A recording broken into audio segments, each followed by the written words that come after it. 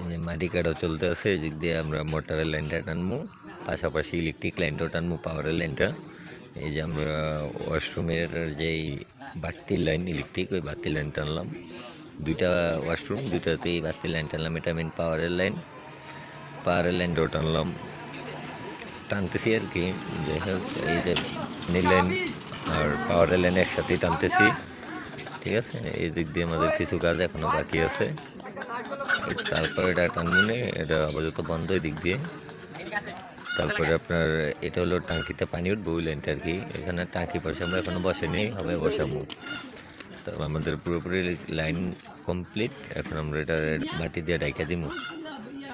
মাটি দিয়ে ঢাকার পরে এরকমভাবে যত্ন সহকারে কাজ করতেছি যাতে কোনো সমস্যা না হয়। তারপরে আমাদের সম্পূর্ণ লাইন টানা শেষ। এটা হলো গিয়া হাউস, দুইটা হাউস, তাদের দুইটা হাউসই লাইন দিবে তারা, ঠিক আছে। প্রথম পুরানটাই দিছি ওই জায়গা থেকে, তারপরে সেফটির জন্য এরা পিছন দিয়ে আবার করতেছে নতুন করে হাউস দিবার। এখানে কমার ডালাই দিয়ে আমাদের কিছু বালিও পড়ছে, মশলার আমরা এদিক দিয়ে খাওয়াই দিতেছি।